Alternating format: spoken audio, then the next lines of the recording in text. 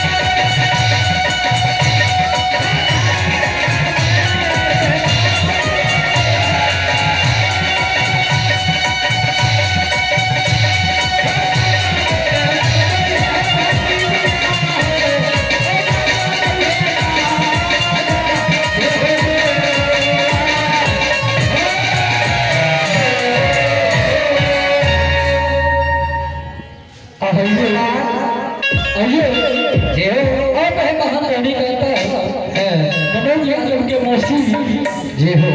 जो कि भाट भाटी के रोल में हो, खुश होकर के 101 शानदार आशीर्वाद स्वरूप भेजे हैं। जी हो, माता के चरण में कोटि कोटि भूमि करता हूँ, आशीर्वाद चाहता हूँ। और अन्य महारानी माता के नाम सुने, प्रकाश मंगल स्थानीय निवासी भगवान के दरबार में भाट भाटी के रोल में खुश होकर के 101 दौड़े ऐसे जाने की क्या है कहानी दाता की समझ परिवार की मंदिर के मकान के बरते लेगा। यही है राजा के द्वार। सही काम है, देखो ना टेंट लगा राजा के द्वार को मुंशी से देखा है ना राजा रानी के देखा है भटिया। भटिया हम तो कहा राजा के द्वार पर जो फरस ढलैया करने के बाद इतना नाचा फरस टूट जाना चाहिए। राजा रानी के विश्वास होना चाहिए। सही में भाग भटिया भोरे भी सर से नाच गा बजान के तो शुरू में बोलो भटिया ठीक बा, थोड़ा देर और नाचा गावा, देखा राजा रानी आवा है कि ना आवा है। राजा के पास चला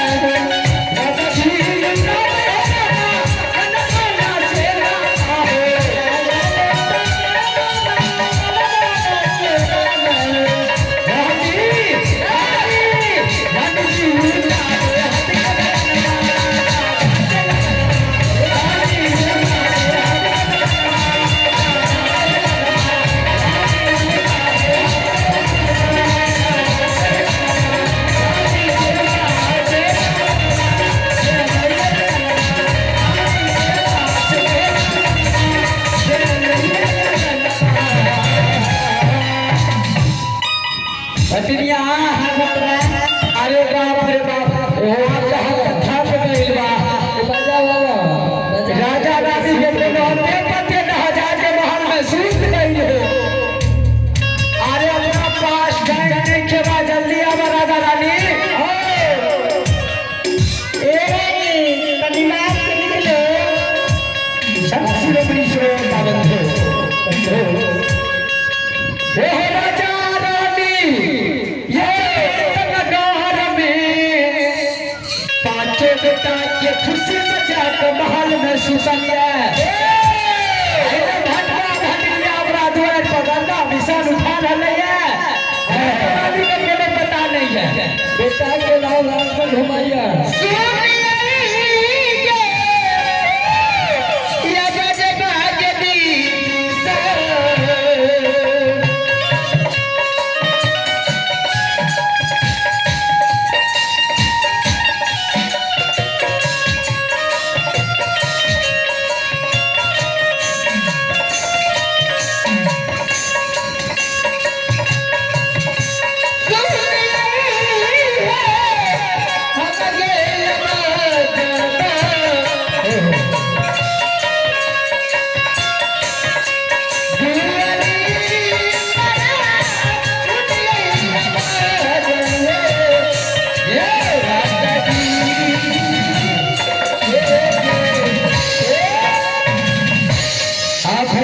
बाजा मिस्त्री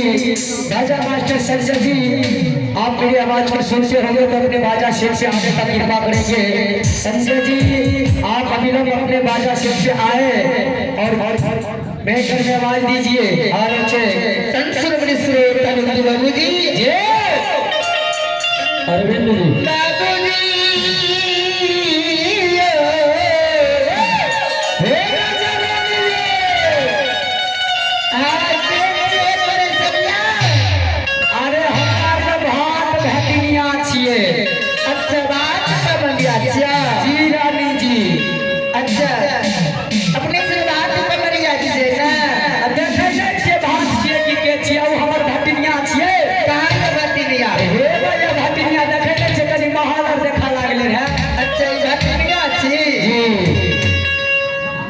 अपने साथ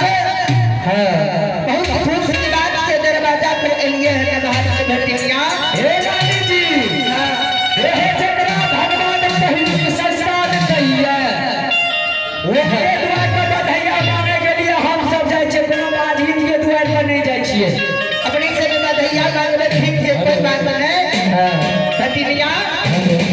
बहुत खुश की बात छे जे अपने से बेदाना में लगे दान में दे के लिए हम तैयारी से बात के भटिनिया अपने से एक बेर गाय बजाय के हमरा देखबू सुना दिया एक बेर हमरा बजा के फैला दिया अरे बउआ के पहले गोदी में दियो ना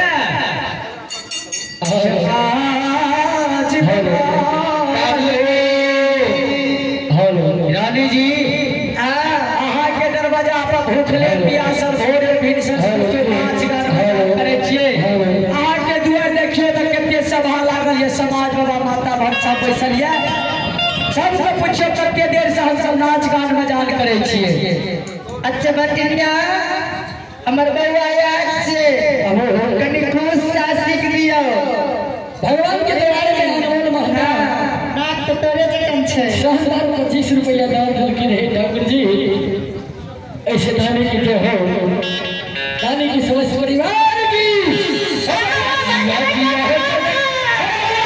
जिया हो संसार जगत में नाम रे जिया हो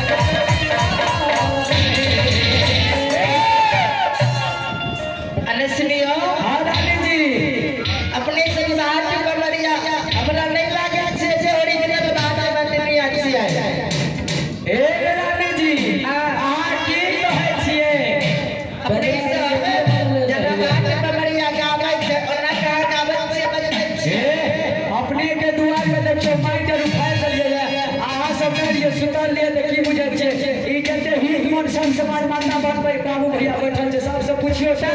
कते देर से नाच गान बजान करे छिए हे बाबू भैया सब सही बात छियै बाप रे बाप अच्छा सुनियो हां बहुत खुश के बात है हमरा के दांत छे बाबू ना के बउआ के खिला देलुआ अच्छा खिला देलिए बहुत खुश के बात है बतिया है दाम में की से हो जाए जे दाम में मांग को सब कुछ दाम में दे के लिए तैयार छे ए रानी सही बात अरे हमरा के वो भटका भटिया नहीं छे कि ककरो से जोर जबरदस्ती क्या के कहबे हमरा यह चीज लाबियो बढ़िया बढ़िया सामान देखबे कहबे हमरा यह दे दिया नहीं रानी जी अहाँ के 5 गो बेटा के हंसेलू खेलेलू अहाँ खुशी मन से जे देबे हम सब ला के चल जेबे हे हाँ रानी जी कहियो सेना चांदी माल अटारी तोरा जैसे लेबो सोना चांदी महल अटारी घोड़ा घर सब कुछ दे के लिए तैयार छिया अपने में तक रुपये हम सब कुछ लाके दान में आग डाल छी आ जल्दी सीधा आबियो बिना नहीं करियो समय सोहो वाला छै अब